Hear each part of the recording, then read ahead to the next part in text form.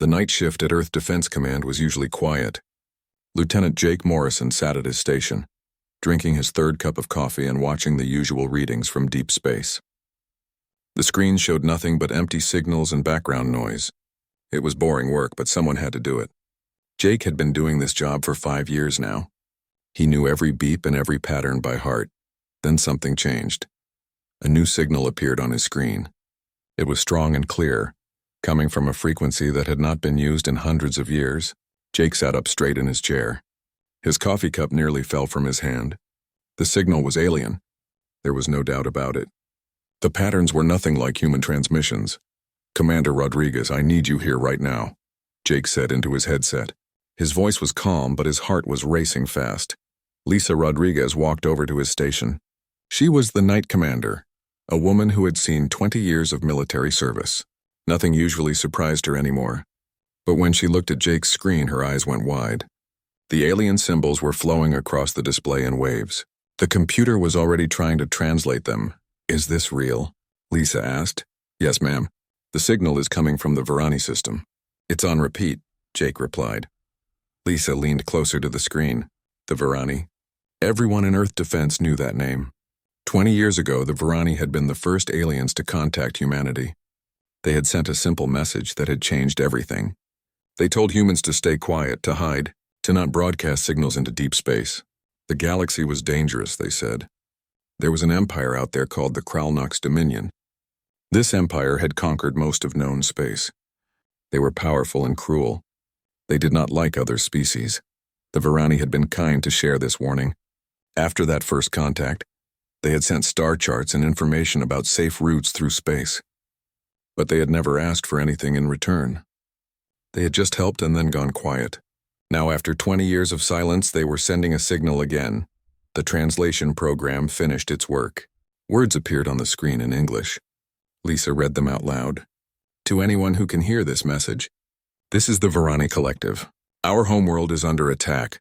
The Kralnox Dominion has come. We cannot stop them. We are sending this message so that someone will remember us. Please preserve our history. Please tell others that we existed. This is our final transmission," the message repeated, over and over. The same desperate words. Jake felt a cold feeling in his chest. "They're not asking for help. They think they're already dead." Lisa stood up straight. Her face became hard like stone. "Get Captain Henry Blake on the line. Wake up everyone in the command chain. I don't care what time it is. This goes all the way to the top." Within 30 minutes, the command center was full of people. Officers arrived in half-dressed uniforms. Scientists came running from their labs. Everyone gathered around the screens reading the Varani message over and over. Nobody could believe what they were seeing. Captain Henry Blake arrived in full uniform. He was a tall man with gray hair and serious eyes. He had fought in the Mars Rebellion 15 years ago. He was not someone who scared easily. But when he read the Varani message, his jaw became tight. "How long ago was this sent?" Henry asked. "Based on the signal delay about 2 weeks ago," Jake answered. "The Varani system is 3 weeks away at maximum speed." Henry nodded slowly. "So they might already be gone." "Yes, sir. They might be." The room became very quiet. Everyone was thinking the same thing. The Varani had helped humanity. They had warned Earth about the dangers of space. They had given humans time to prepare and build defenses. Without that warning, human ships might have broadcasted signals everywhere. The Kralnox might have found Earth years ago. Now the Varani were dying, and they were not even asking for rescue. They had accepted their fate. Lisa spoke up. "Captain, we have to do something." Henry looked at her. "Do what, Commander?" "We have never fought the Kralnox. We don't know how strong they are. This could be suicide." "The Varani saved us," Lisa said. Her voice was strong. "They gave us 20 years to prepare. We built warships. We trained soldiers. We created weapons. All because they warned us. We owe them." Henry was quiet for a long moment. Then he picked up the secure communication device on the desk. "Get me Admiral Susan Carter. Tell her it's urgent." Admiral Carter was the head of all Earth military forces. She commanded the entire fleet. When she appeared on the screen, she looked tired. It was 4 in the morning in her time zone, but her eyes were alert and sharp. "Captain Blake, this better be important," she said. "Admiral, we received a distress call from the Varani. They're being invaded by the Kralnox. Susan's face changed immediately. She was no longer tired. She was completely focused. "Show me the message." They played the recording for her. Susan listened to the whole thing without speaking. When it finished, she was quiet for several seconds. Then she spoke in a voice that was cold as ice. "Those bastards. The Varani never hurt anyone. They just wanted to live in peace," she paused. "How long to reach their system?" 3 weeks at maximum burn, Admiral," Henry replied. "And they've been under attack for 2 weeks already." "Yes, ma'am." Susan's eyes became hard. "Wake up the Joint Chiefs. Call an emergency meeting of the Security Council. And start mobilization procedures for the fleet, every ship we have." "Admiral, are we really going to war?" Henry asked. "The Varani helped us when they didn't have to. They could have stayed quiet. They could have let the Kralnox find Earth, but they didn't. They warned us. They saved us." Susan's voice became stronger. "Now it's our turn. We're going to save them, or we're going to die trying. Either way, the Kralnox are about to learn something." "What's that, ma'am?" "That humans don't forget their friends. And we don't let bullies win." Susan looked directly at the camera. "Prepare the fleet, Captain. We're going to the Varani system, and we're bringing every weapon we have." The screen went black. Henry turned to face the command center. Every person there was watching him, waiting for orders. "You heard the Admiral. Start the call-up. Contact every ship, Captain. I want the fleet ready to move in 48 hours. He paused. "And someone send a message to the Varani system. Tell them help is coming. Tell them Earth remembers." Jake sat at his station and began typing the message. His hands were shaking slightly. In his 5 years at this job, he had never imagined this would happen. Humanity was about to go to war. Not for resources or territory, but because it was the right thing to do. The message was short and simple. "Varani Collective, this is Earth. We received your transmission. Help is coming. Hold on. We will not let you die alone." He sent the message into space, knowing it would take weeks to arrive, knowing that the Varani might already be gone by the time it reached them, but it didn't matter. Earth was coming. The species from the Death World was about to show the galaxy what humans could do when they fought for something that mattered. All across Earth, alarms began to sound. Military bases went to full alert. Soldiers packed their gear. Ship crews ran to their vessels. The largest fleet humanity had ever assembled was about to launch into space. The Kralnox Dominion had ruled the galaxy for thousands of years through fear and power. They had never lost a war. They had never been challenged. That was about to change. The USS Endeavour floated in lunar orbit like a sleeping giant. The ship was massive, stretching over 2 kilometers from bow to stern. Her hull was covered with armor plating and weapon systems. She was the pride of Earth's fleet, a carrier designed to project power across the stars. And right now, her crew was preparing for war. Captain Nicole Pierce walked through the corridors of her ship. She had commanded the Endeavour for 3 years. In that time, the ship had seen patrol duty and training exercises. Never combat. Never a real battle. That was about to change in a big way. Nicole entered the command deck. Her officers were already at their stations. Lieutenant Danny Hayes stood at the tactical console, running final checks on the weapon systems. His fingers moved quickly across the controls. Every missile, every railgun, every defense system had to be perfect. "Status report," Nicole said as she took her captain's chair. "All systems are green, Captain," Danny replied. "Weapons are loaded and ready. Shields are at full power. We can launch whenever you give the word," Nicole nodded. She looked at the main view screen. It showed the space around the moon. Out there, other ships were gathering. Destroyers, cruisers, frigates, and 3 other carriers just like the Endeavour. They came from Earth, from Mars, from the asteroid bases, from every human settlement in the solar system. All of them were here for the same reason. "How many ships do we have?" Nicole asked. "Total count is 75 vessels, Captain," Danny said. 4 carriers including us. 23 destroyers, 18 cruisers. The rest are support ships and supply vessels. It's the biggest fleet we've ever put together. Nicole felt the weight of that number. 75 ships, thousands of crew members, all heading into a battle against an enemy that had conquered most of the galaxy. The Kralnox had never been beaten. Their empire stretched across hundreds of star systems. They had technology that was thousands of years more advanced than anything humanity had. But they had never fought humans before. "Open a channel to the fleet," Nicole ordered. "Channel open, Captain." Nicole stood up from her chair. She knew that every captain in the fleet was watching her right now. Every crew member would hear these words. She had to get this right.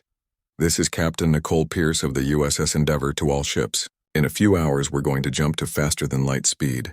Our destination is the Varani system. We're going there to fight the Kralnox Dominion.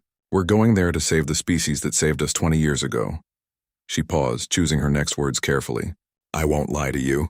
This will be dangerous. The Kralnox have more ships than us. Their vessels are bigger than ours. They have weapons we've never seen before. A lot of people back on Earth think we're going to lose. They think we're throwing our lives away.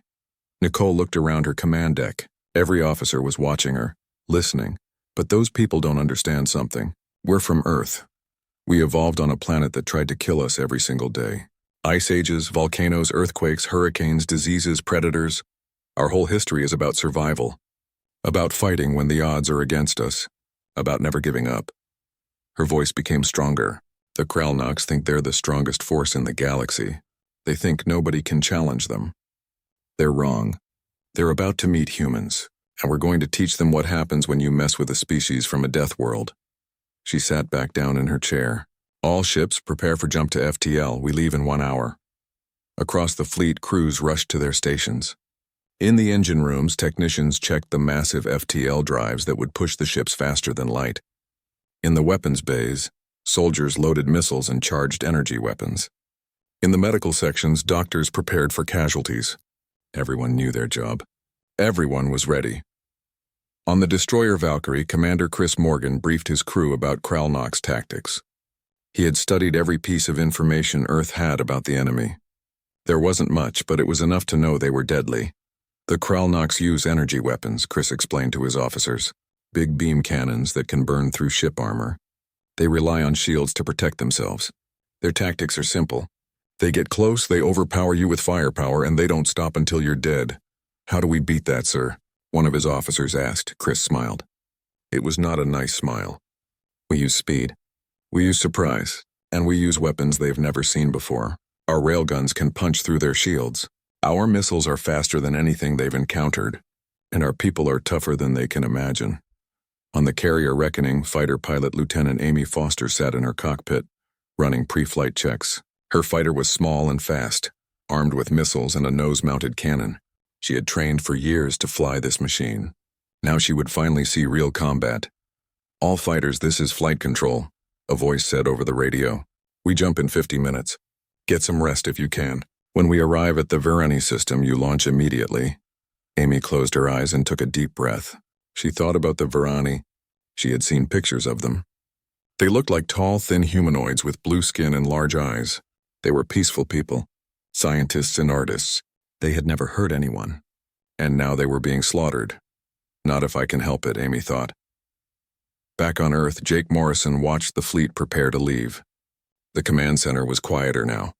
Most of the excitement had faded, replaced by a nervous tension. Everyone knew what was coming. In 3 weeks, there would be a battle. People would die. Ships would be destroyed. And nobody knew if humanity would win. Do you think they have a chance? Lisa Rodriguez asked quietly. She stood next to Jake, watching the same screens. Jake thought about the question. I don't know. The Kralnox are stronger. They have more experience. But we have something they don't. What's that? We're fighting for someone else. The Kralnox fight for conquest and power. We're fighting because the Varani helped us and we owe them. That has to count for something. Lisa nodded slowly. I hope you're right. On the moon, Admiral Susan Carter stood in the Fleet Command Center. She had a direct communication line to every ship in the fleet. In front of her, screens showed the status of all 75 vessels. Everything was ready. This is Admiral Carter to all ships, she said. Her voice was broadcast to every crew member. In a few minutes, you will jump to the Varani system. Your mission is clear. Save the Varani, defeat the Kralnox, show the galaxy that humanity stands with its friends. She paused. I won't be going with you. My place is here coordinating our defenses in case the Kralnox come to Earth. But I want you to know something. Every person on Earth is watching you. Every human in the solar system is counting on you. You carry our hopes with you. Susan's voice became softer, almost gentle. Come back home. All of you. That's an order. The communication ended. Nicole Pierce looked around her command deck one last time. Her crew was ready. Her ship was ready. It was time to go. All ships report ready for jump, Captain, Danny said. Then let's not keep the Varani waiting, Nicole replied. Engage FTL drives. Take us to the Varani system. Maximum speed. The Endeavor's engines came to life with a deep hum that could be felt through the entire ship. Around her, 74 other ships did the same. Space in front of them began to twist and bend as the FTL drives opened doorways through reality. One by one, the ships disappeared into those doorways. They vanished from the solar system, crossing distances that would take light years to travel. Heading toward a battle that would change the galaxy forever. In the command center on Earth, Jake watched the fleet disappear from his screens. The space around the moon was suddenly empty. The ships were gone. Good luck, he whispered. Give them hell. The fleet traveled through FTL space, a place where normal physics did not apply. Inside the ships, time passed normally. The crew ate meals. They slept. They trained. They prepared. 3 weeks in FTL felt like 3 normal weeks. Nicole spent those weeks planning strategy with the other captains. They held meetings over video channels discussing how to attack the Kralnox fleet. They studied the limited intelligence they had. They ran simulations on computers, testing different approaches. The plan they developed was risky. The Kralnox would have more ships and more firepower. The only advantages humanity had were speed and surprise. Human ships were smaller and faster. Human weapons were different from anything the Kralnox had seen. If they hit hard and fast, they might win. If they got into a sustained battle, they would lose. We get one chance, Nicole told the other captains. One surprise attack. After that, it's a straight fight. Make your first strike count. As the 3 weeks passed, the crew of every ship felt the tension building. They were getting closer to the Varani system. Closer to the battle. Closer to the moment when everything would be decided. Finally, the day came. The ships prepared to drop out of FTL space. They would emerge at the edge of the Varani system, hopefully with some element of surprise. Nicole sat in her captain's chair, gripping the armrests tightly. Around her, the command deck was silent. Every officer was at their station, ready for whatever came next. Dropping out of FTL in 10 seconds, the navigation officer announced. 5 seconds, 3, 2, 1. The ship shuddered. The view screen flickered, and then they were back in normal space. The Varani system spread out before them. The view screen showed a scene of destruction that made Nicole's stomach turn. The Varani homeworld hung in space ahead of them, and it was dying. Fires burned in the cities below. Huge sections of the planet's surface glowed red from orbital bombardment. Even from this distance, Nicole could see the explosions as Kralnox ships continued their attack. Sensor scan, Nicole ordered. Keeping her voice steady even though her heart was pounding, Danny worked his console quickly. Numbers and data flowed across his screen. I'm counting 237 Kralnox vessels, Captain. They're in a loose formation around the planet. Most of them are cruiser class. 20 are battleship class. They're all armed and their shields are up. 237 ships, against humanity's 75. The odds were bad. Very bad. Have they detected us? Nicole asked. Yes, ma'am. Their ships are turning toward us now. They're moving to intercept. Nicole watched the tactical display as the Kralnox fleet began to shift. The enemy ships were huge, much larger than anything in the human fleet. They had dark angular hulls covered in armor plating. Weapon ports lined their sides. These were ships designed for war, ships that had conquered hundreds of worlds. All ships, this is Captain Pierce, Nicole said into the fleet-wide channel. The enemy has seen us. We proceed with attack pattern Delta. All vessels break into your assigned groups. Launch all fighters. Today we show the Kralnox what humans can do.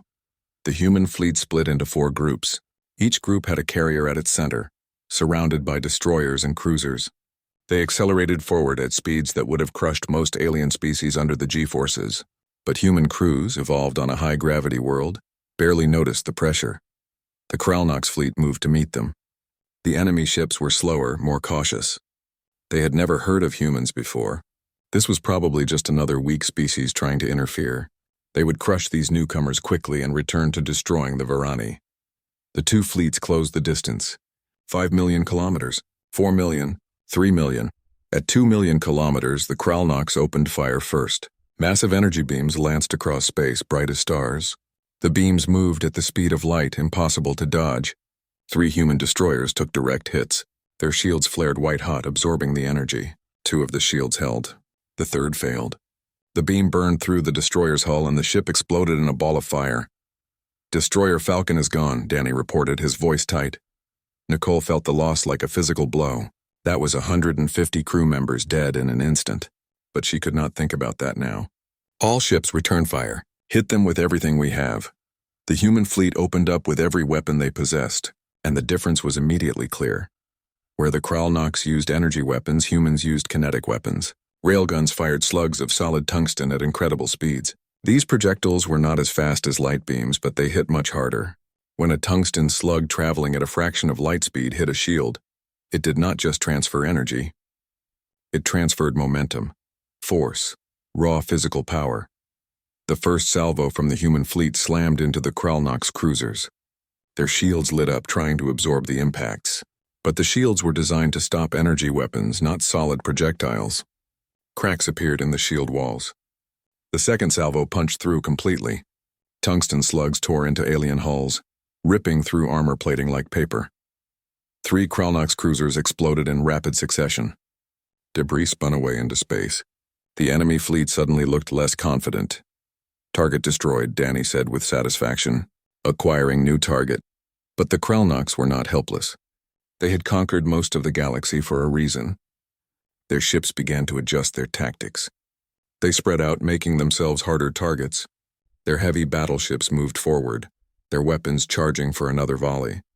Commander Chris Morgan watched the battle unfold from the bridge of the Valkyrie.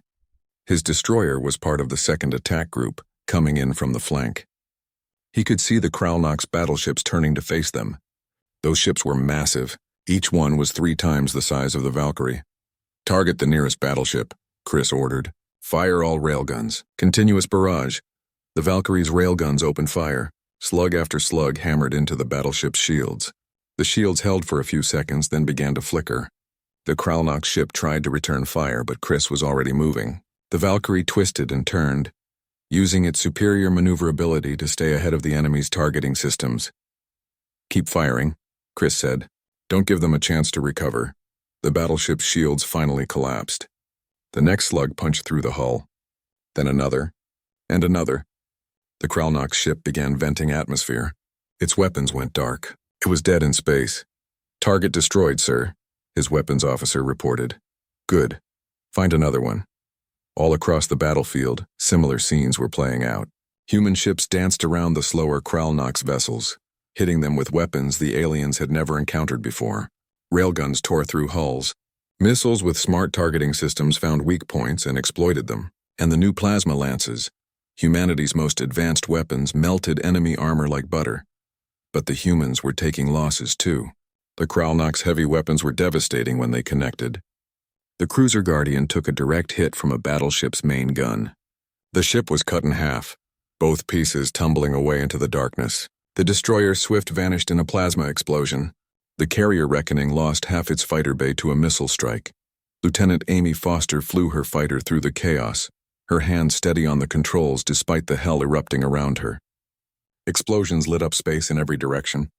Ships on both sides were dying. But she had a job to do.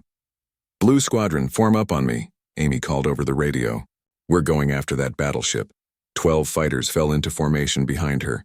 Together they streaked toward a Kralnoks battleship, dodging point defense fire that filled the space around them with deadly energy bolts.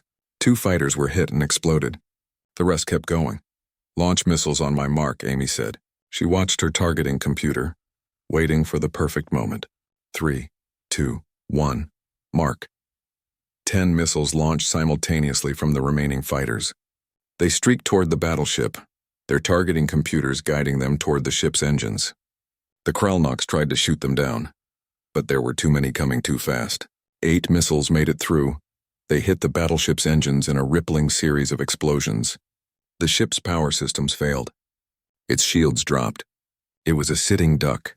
"All ships, the battleship at coordinates 357 is vulnerable," Amy broadcast. "Hit it now." 3 human destroyers immediately turned their weapons on the crippled battleship. Railguns pounded it from 3 different angles. The battleship's hull buckled and tore. 30 seconds later, it broke apart. Nicole watched the tactical display as the battle continued. The numbers were shifting. The Kralnox had started with 237 ships. Now they were down to 190. The humans had lost 23 ships. The losses hurt, but they were doing better than expected. Their formation is breaking, Danny reported. Some of their ships are pulling back. Nicole saw it too. The Kralnox fleet was no longer moving as a coordinated unit. Individual ships were making their own decisions, and those decisions were defensive. They were scared. Good, Nicole thought. Let them be scared. But then she saw something on the tactical display that changed everything. At the center of the Kralnox formation was a ship larger than all the others. It had to be at least 5 kilometers long, bristling with weapons. This was clearly the flagship. What is that? Nicole asked, pointing at the screen. Danny pulled up more detailed scans. It's massive, Captain. 4 times bigger than the Endeavor. I'm reading over 200 weapon systems. That thing could destroy our entire fleet by itself. Nicole stared at the flagship. As long as that ship existed, the Kralnox would keep fighting. It was the heart of their fleet, the symbol of their power. If they wanted to win this battle, they had to take it down. Get me the other captains on a secure channel, Nicole said. Within seconds, the faces of the other carrier captains appeared on her screen. They all looked tired, battle-worn, but their eyes were still determined. We need to take out their flagship, Nicole said without preamble. That ship is holding their fleet together. If we destroy it, the rest will break. Captain Paul Sanders of the Reckoning nodded. Agreed, but how? That thing is a fortress, Wager. We board it, Nicole said. There was a moment of stunned silence. Then Paul laughed, though there was no humor in it. You want to board a Kralnox flagship? In the middle of a battle? That's insane. Yes, Nicole agreed. But it's the only way. We can't destroy that ship with our weapons. It's too well armored. But if we get troops inside, we can take control from within. The other captains exchanged glances. They all knew Nicole was right. It was insane. It was suicidal. But it might work. I'll do it, Paul said. The Reckoning's assault teams are ready. We'll make the run. No, Nicole said. The Endeavor will do it. I'm not asking anyone else to take this risk. Then we all do it, another captain said. We all send assault teams. Better chance of success. Nicole thought about it for a moment, then nodded. Agreed. Lieutenant Kyle Bennett gripped the controls of his assault shuttle as it screamed through space toward the Kralnox flagship. Behind him in the cargo bay, 20 Marines sat in their crash seats, weapons ready. They were silent. Everyone knew this was a one-way trip unless they won. The flagship grew larger in Kyle's view screen. It was massive. A dark wedge of metal and weapons that seemed to fill half the visible universe. Point defense guns tracked the incoming shuttles, small turrets designed to shoot down missiles. They opened fire, space around the shuttles filled with energy bolts. Kyle threw his shuttle into a wild spin, dodging the incoming fire. His co-pilot called out targets and threats. The shuttle's computers screamed warnings. Too many threats. Too many guns. A shuttle off to Kyle's right took a direct hit. It exploded in a flash of light. Then another, and another. The Kralnox defenses were cutting them down. 30 seconds to impact, Kyle called back to the Marines. Hold on. He pushed the shuttle's engines to maximum. The craft shook and rattled. Warning lights flashed on his console. The engines were overheating. He did not care. They just had to last 30 more seconds. 20 seconds. Another shuttle exploded. Then 2 more, 10 seconds. Kyle saw the flagship's hull rushing up to meet them. The shuttle had cutting lasers mounted on its nose. They fired automatically, burning through the alien armor. The shuttle hit the hull with a crash that threw everyone against their restraints. We're in, Kyle shouted. Go, go, go. The back ramp of the shuttle dropped. The Marines poured out into a corridor inside the Kralnox flagship. What they found there was chaos. Kralnox warriors were already waiting for them. The aliens were tall, maybe 7 feet, with reptilian features and scaly skin. They wore heavy armor and carried energy rifles. They opened fire the moment the Marines appeared. Sergeant Linda Moore was the first one out of the shuttle. An energy bolt hit her chest armor. The impact threw her backward, but the armor held. She brought up her rifle and returned fire. The human weapon fired solid bullets, not energy. The bullets punched through the Kralnox armor like it was cardboard. The alien warrior went down. Linda kept moving forward, firing as she went. Behind her, the rest of her squad fanned out, finding cover and engaging the enemy. The firefight was brutal in close range. The corridor was narrow, giving neither side much room to maneuver. The Kralnoks had numbers, but the humans had something else. They had training from a death world. They had reflexes honed by evolution on a high-gravity planet. They moved faster than the aliens expected, hit harder, fought with a ferocity that shocked their enemies. Linda put 3 rounds into a Kralnoks warrior's chest. The alien fell. She moved forward, her squad following. "Push to the command deck," she ordered. "We don't stop for anything." Around the flagship, other assault shuttles were landing. Other Marine squads were fighting their way inside. The ship had never been designed to fight enemies within its own hull. Its defenses were all pointed outward. Now those defenses were useless, but the Kralnoks had a lot of warriors on board. Hundreds of them. They rushed to defend their ship, setting up firing positions in corridors and junctions. The Marines had to fight for every meter of ground. In one corridor, Corporal Pete Johnson found himself face-to-face with a Kralnoks warrior twice his size. The alien swung a massive blade at him. Pete ducked under the swing and fired his rifle from point-blank range. The warrior went down. "Keep moving," Pete shouted to his team. "Don't get bogged down." Outside the flagship, the space battle continued. The human fleet was trying to keep the other Kralnoks ships busy, preventing them from helping the flagship. It was working, but barely. The humans were outnumbered and taking heavy losses. On the Endeavour, Nicole watched the tactical display with growing concern. They had lost 37 ships now. Half the fleet was gone. But the Kralnoks had lost even more. Their fleet was down to 150 ships. And more importantly, they were confused. The boarding of their flagship had thrown them into chaos. "The assault teams are making progress," Danny reported. "They're halfway to the command deck." "How many teams made it inside?" Nicole asked. 12 shuttles landed successfully. That's about 240 Marines total. 240 Marines against an entire flagship. The odds were terrible. But Marines from Earth were not ordinary soldiers. They were the toughest, meanest fighters humanity could produce. If anyone could do this, it was them. Inside the flagship, Linda and her squad had fought their way through 3 decks. Behind them was a trail of dead Kralnoks warriors.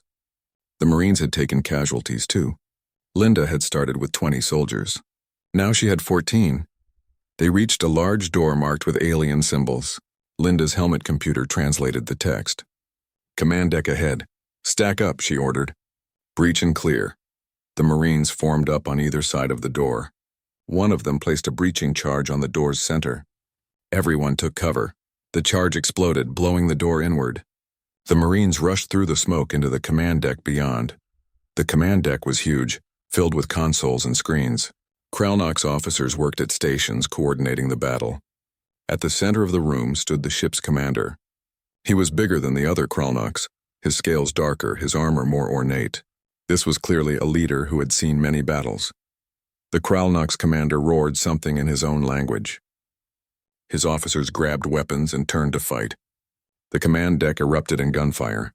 Linda dove behind a console as energy bolts flew over her head. She popped up and fired, dropping a Kralnoks officer. Her squad spread out, using the room's equipment as cover. The battle was desperate and close. A Kralnoks warrior charged at Private Karen White. She shot him twice, but he kept coming. His momentum carried him into her, knocking her down. They struggled on the floor. Karen managed to pull her sidearm and shot the warrior in the head at point-blank range. Across the command deck, Marines were fighting hand-to-hand with Kralnoks warriors. Sergeant Linda Moore found herself confronting the ship's commander. He drew a curved sword, a weapon that looked like it had been used in 100 battles. He was massive, easily twice her weight. The commander swung the sword at her head. Linda ducked and rolled, coming up with her rifle. She fired a burst into his chest. The bullets hit his armor but did not penetrate. The armor was too thick. The commander laughed, a harsh sound. He swung the sword again. This time Linda could not dodge completely. The blade caught her shoulder, cutting through the armor and into flesh. Pain shot through her arm. She fell back, bleeding. The commander advanced, raising his sword for a killing blow. Linda's rifle was out of reach. She only had seconds to live. Then Private Karen White appeared behind the commander. She had grabbed a piece of broken metal from the floor. She swung it with all her strength at the back of the commander's knee. The metal hit hard enough to buckle the joint. The commander stumbled. Linda saw her chance. She pulled her combat knife and lunged forward, driving the blade up under the commander's chin. The knife punched through scales and into the brain. The commander went rigid, then fell backward. The death of their commander broke the remaining Kralnoks on the command deck. The officers tried to run. The Marines cut them down. Within 2 minutes, the command deck was secure. Linda stood up, holding her wounded shoulder. Blood ran down her arm, but she ignored it. She looked around at her squad. Half of them were wounded. 3 were dead, but they had done it. They had taken the command deck. "Get on those computers," Linda ordered. "Find the communication system. I need to broadcast to all Kralnok ships." One of the Marines who knew alien technology worked at a console. After a few minutes, he nodded. "I've got it, Sarge. You're on all channels." Linda took a deep breath.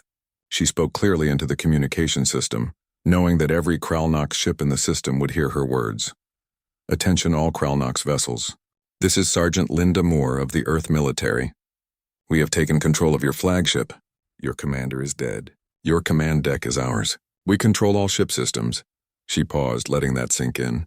"You have 2 choices. Surrender immediately, or we will start destroying your ships one by one. You have 60 seconds to decide." She cut the transmission and looked at her Marines. "Get this ship's weapons online. If they don't surrender, we start shooting." The Marines rushed to the weapon consoles. They did not know how to read Kralnok's controls, but the layout was intuitive enough. Point the guns. Press the trigger. Simple.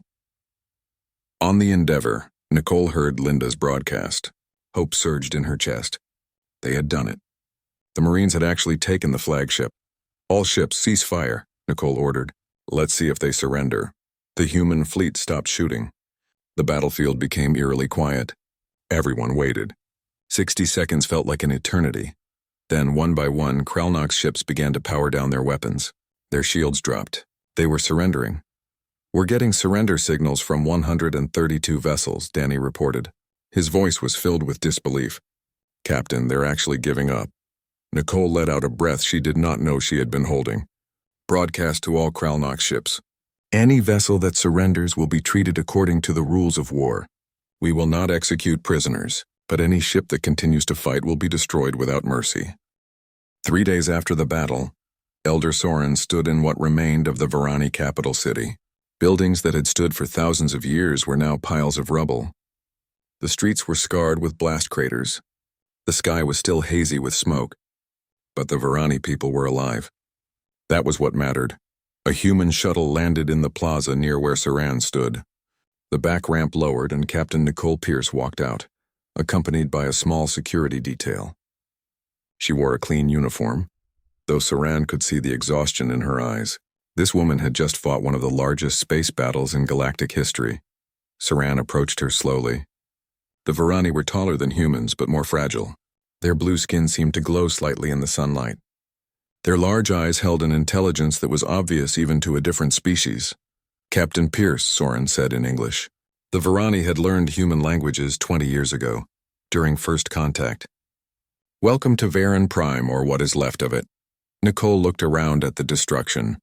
Her jaw tightened. "I am sorry we did not arrive sooner, Elder. If we had, perhaps more of your people would have survived." "You came when you could," Soren replied. "That is more than we had any right to expect. When we sent that distress call, we did not truly believe anyone would respond. The galaxy is filled with species who look the other way when the Kralnoks attack. You did not look away." They walked together through the damaged city. Human soldiers were helping Varani civilians clear debris. Medical teams from the Endeavor worked alongside Varani doctors treating the wounded. Supply shuttles brought food and medicine from the human ships. The scene was organized chaos. "How many did you lose?" Nicole asked quietly. Saran's face became sad. "We are still counting. Perhaps 7 million dead. Half our population. The Kralnok's bombardment was devastating. If you had not arrived when you did, we estimate we had perhaps 2 more days before total extinction. 7 million. Nicole felt the weight of that number. The human fleet had arrived just in time. If they had been even a few days later, the Varani would have been wiped out completely. "We brought supplies," Nicole said. "Food, medicine, building materials. Our engineers can help rebuild your infrastructure. It will take time, but we will help you recover." "Your generosity is overwhelming," Soren said. "But Captain, you must understand something.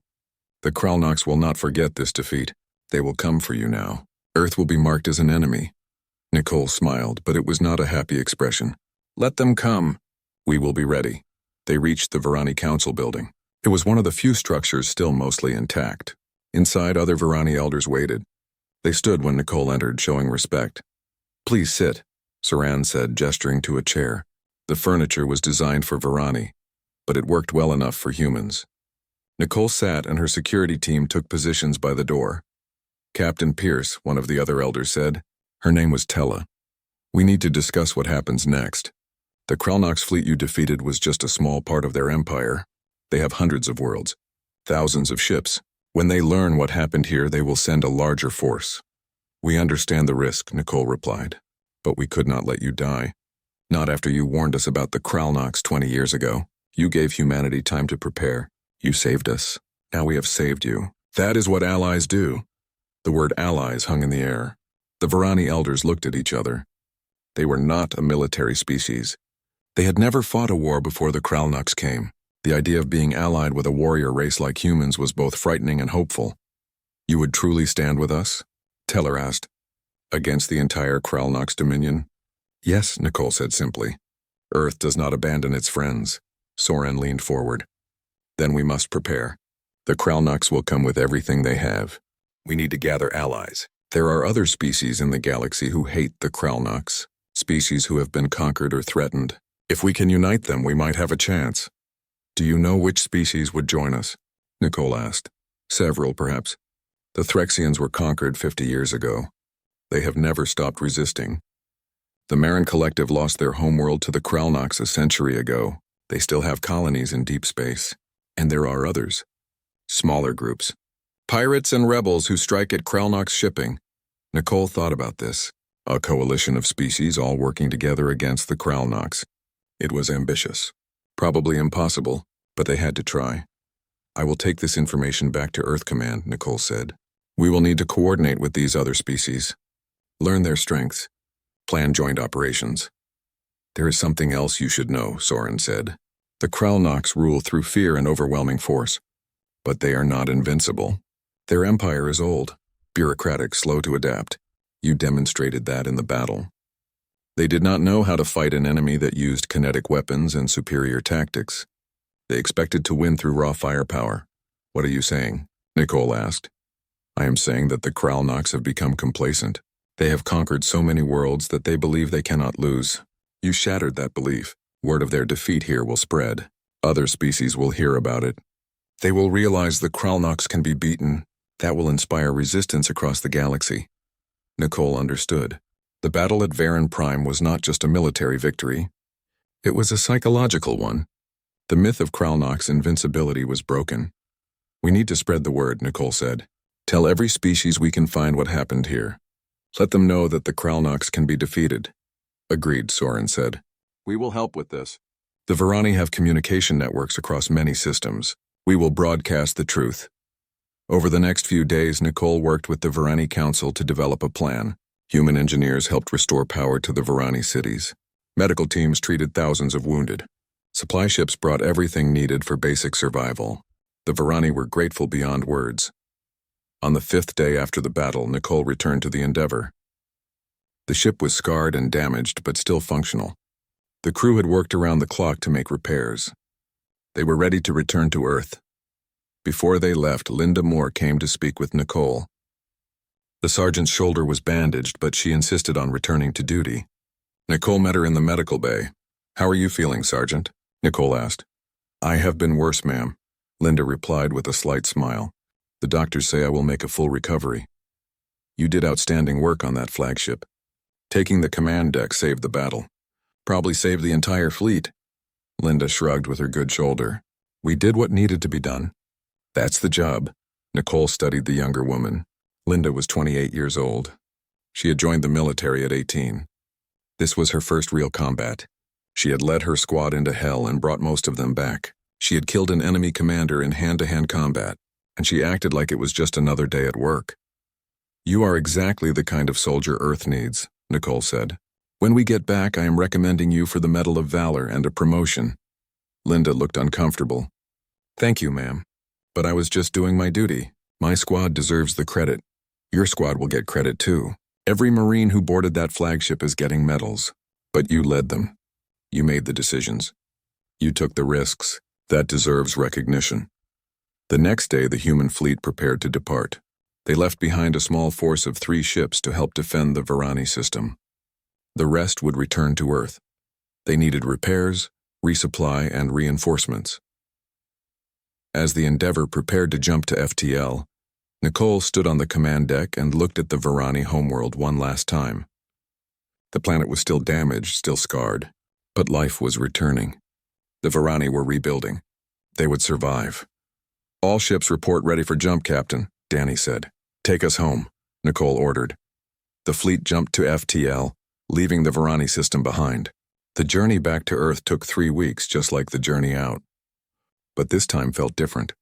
The crew was quiet, reflective. They had seen combat. They had lost friends. The war had become real.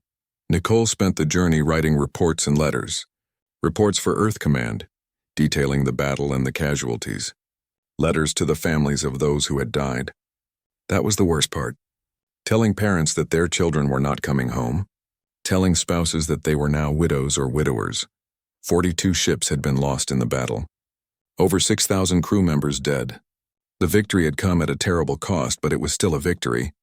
The Varani survived. The Kralnoks were defeated, and humanity had proven it could stand against the strongest empire in the galaxy. When the fleet finally dropped out of FTL near Earth, they found a surprise waiting. The space around the moon was filled with ships. Every vessel that could fly had come to greet them. Civilian transports, cargo haulers, patrol boats, and the remaining military ships that had stayed behind to defend Earth. "We are getting a transmission from Earth Command," Danny said. "It's Admiral Carter." Susan Carter's face appeared on the view screen. She looked older than Nicole remembered. The stress of the last 3 weeks had worn on her. "Welcome home, Captain Pierce," Susan said. "The whole solar system has been watching the recordings from your battle. You did the impossible. You beat the Kralnoks." "We paid a heavy price, Admiral," Nicole replied. "We lost a lot of good people." 6 months was not a lot of time to prepare for war, but humanity had spent the last 20 years building a military force, and now every resource was being pushed to maximum capacity. Shipyards around Earth, Mars, and the asteroid belt worked day and night. New vessels rolled off the production lines every week. Soldiers trained in combat facilities across the solar system, and Earth Command coordinated with the growing number of alien species who wanted to join the fight against the Kralnoks. Jake Morrison had been promoted to full lieutenant and transferred to the Strategic Intelligence Division. His new job was to gather information about the Kralnoks' fleet movements and analyze their plans. He worked 16-hour days studying sensor readings and intercepted communications. The picture was not encouraging. "They are gathering over 4,000 ships," Jake reported to Admiral Carter during a briefing. "That's 20 times what they sent to the Varani system. They are taking this seriously." Susan studied the star chart on the wall. Red markers showed Kralnoks' fleet positions. Blue markers showed human and allied forces. There was a lot more red than blue. "Where do you think they will strike first?" Susan asked. "Could be either Earth or Varan Prime," Jake replied. "If they hit Earth, they eliminate the primary threat. If they hit the Varani again, they send a message to the galaxy that helping humans is fatal. So we need to defend both locations." "Yes, ma'am." "And that splits our forces." Susan nodded slowly. This was the challenge. Humanity had built up to 200 warships in the last 6 months. Add in the Varani ships that had been repaired, and the small contributions from other species, and they had maybe 300 vessels total. Against 4,000. "We cannot win a straight fight," Susan said. "We need to be smarter." "What are their weaknesses?" Jake pulled up another display. "The Kralnoks rely on overwhelming force. They are not used to fighting enemies who use guerrilla tactics. They also have a rigid command structure. If we can disrupt their leadership, their fleet coordination falls apart. Like we did with the flagship at Varan Prime." "Exactly. But this time they will be expecting boarding actions. We need a different approach." Susan thought for a moment. "What if we do not fight them in one big battle? What if we hit them in multiple places at once? Force them to split their fleet?" Jake nodded. "That could work. If we can make them think we have more ships than we actually do, they might hesitate. The Kralnoks are arrogant, but they are not stupid. They will not want to risk another embarrassing defeat." Over the next few weeks, Earth Command developed a strategy based on this idea. Instead of gathering all their forces in one location, they would spread out, create multiple defensive positions, use hit-and-run tactics, force the Kralnox to chase shadows. Nicole Pierce was promoted to admiral and given command of the First Fleet. Her flagship was a brand-new carrier called the Independence. It was larger than the Endeavour, with more weapons and better shields.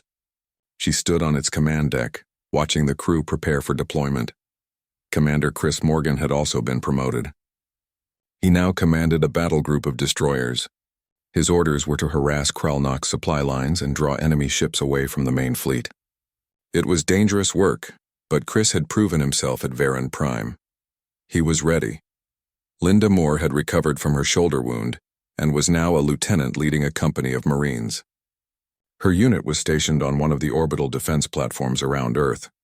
If the Kralnox came to the home system, she would be in the first wave of defenders. On the Varani homeworld, Elder Soren worked with human military advisors to prepare defenses. The Varani were not warriors, but they were quick learners. They had built defense satellites and ground-based weapons. If the Kralnox returned, the Varani would not go down without a fight. 5 months after the first battle, the waiting ended. Long-range sensors detected the Kralnox fleet moving. They were heading toward human space, but they were not coming directly to Earth. They were taking a longer route, gathering more ships as they went. "They are showing off," Jake said when he saw the sensor readings. "They want everyone in the galaxy to see this fleet. They want to make a statement." "Then let's give them a statement of our own," Susan replied. She activated the emergency communication network that connected Earth with all its allies. The Varani, the Threxians, the Marin Collective, and a dozen smaller species. All of them appeared on screens around the command center. "The Kralnox fleet is moving," Susan announced. "They will reach our territory in approximately 3 weeks. This is what we have been preparing for. This is the moment that will define our future. We can either stand together and fight, or we can fall separately. I know what humanity chooses." "What do you choose?" One by one, the alien leaders responded. The Varani pledged their full fleet. The Threxians, who had been under Kralnox occupation for decades, sent their resistance fighters. The Marin Collective contributed what ships they had. Even some species that had been neutral declared they would join the coalition. By the end of the day, the Allied fleet numbered over 500 ships. Still far less than the Kralnox, but better than before. "We are not going to win this through numbers," Susan told her commanders during a final briefing. "We are going to win through tactics, courage, and the willingness to do whatever it takes. The Kralnox expect us to meet them in one big battle. We are not going to do that. We are going to make them bleed for every light year they advance." The plan was put into motion. Small groups of ships were positioned throughout human and Varani space. They would strike at the Kralnox fleet as it advanced, then retreat before the enemy could respond. Death by 1,000 cuts. Nicole commanded one of these groups from the Independence. She had 20 ships under her command, a mix of human destroyers and alien cruisers. Their job was to hit the front edge of the Kralnox fleet and slow them down. They made their first attack 2 weeks into the Kralnox advance. Nicole's group dropped out of FTL right on top of a Kralnox supply convoy. The enemy ships were not expecting an attack. The human vessels opened fire immediately, railguns tearing into the lightly defended transports. "Hit them hard and get out," Nicole ordered. "We are not here to hold ground." The attack lasted less than 10 minutes. 5 Kralnox supply ships were destroyed. Then Nicole's group jumped back to FTL and disappeared. The Kralnox battleships that rushed to help arrived to find nothing but debris. Similar attacks happened all along the Kralnox advance. Chris Morgan's battle group destroyed a fuel depot. Varani ships ambushed a scout squadron.